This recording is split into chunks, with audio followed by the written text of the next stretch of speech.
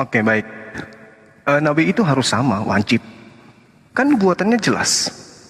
Nabi itu sama seperti Musa. Siapapun dia, siapapun yang sama, itulah Nabi itu. Jadi kita tak perlu kemudian mencari, saya tidak mau membahas ini. Kenapa?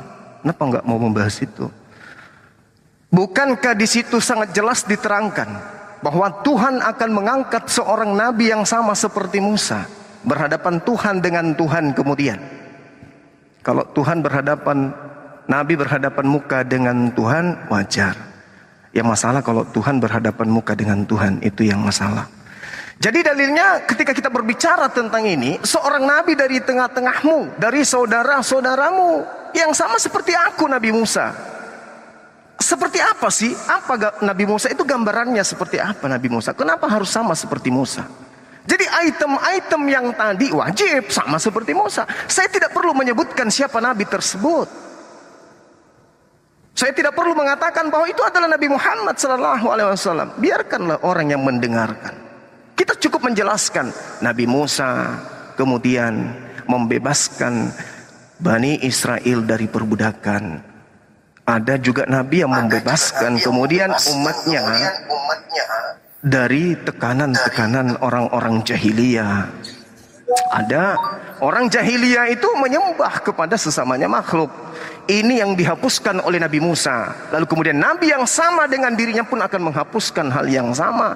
Bukan justru Nabi itu yang dituhankan, karena Nabi Musa tidak dituhankan.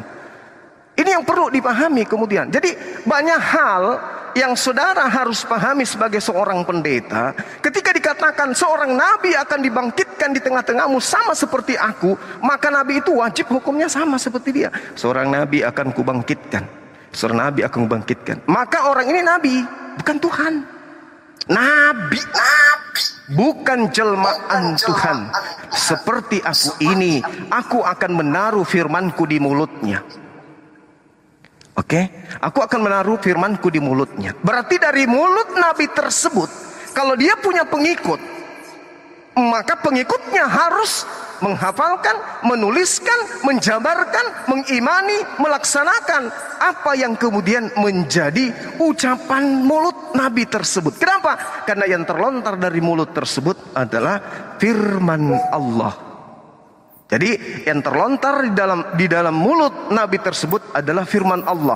Maka yang menjadi cakupan pada kaumnya adalah apa yang terlontar dari mulut Nabi tersebut, bukan mulut orang-orang lain yang melakukan penelitian. Nah, ini yang perlu dipahami. Karena di situ jelas. Okay. Ada lagi? Oke, Pak Suma, mohon di hold sebentar. Waktunya tolong ditahan.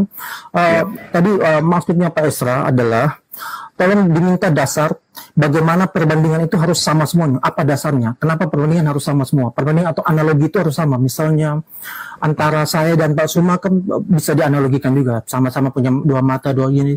Tapi ada aspek yang tidak sama. Itu disebut analogi. Nah, pertanyaan Pak Esra, kenapa analogi itu aspeknya semua harus sama? Kenapa, atau perbandingan itu kenapa semua aspek harus sama? Itu dasarnya apa? Itu yang diminta Pak Esra tadi itu.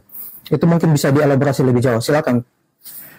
Karena Tuhan sendiri yang mengatakan, aku akan membangkitkan seorang nabi yang sama seperti engkau ini, Musa.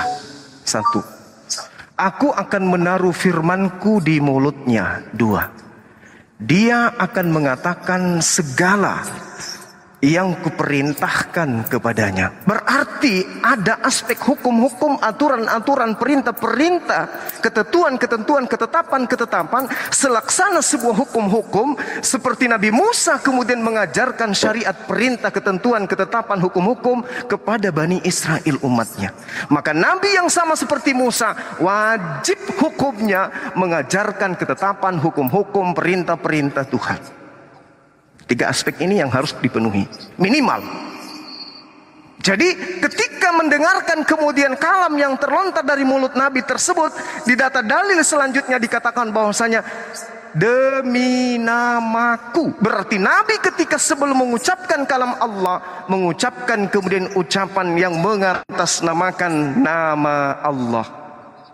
Bismi anuki, atas namaku, demi namaku.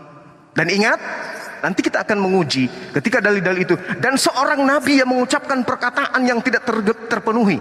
Nah, nanti kita lihat siapa kata-kata yang selalu melenceng dan tidak terbukti. Itu kita bisa buktikan bahwa nabi yang ditunjuk oleh saudara Pak Esra tadi, ketika dia mengatakan di situ adalah Yesus, maka saya harap mulai malam ini yang mendengarkan ini jangan lagi menuhankan nabi. Tuhankanlah Tuhan yang mengutus nabi tersebut. Demikian. Oke, baik. Terima kasih Pak Suma.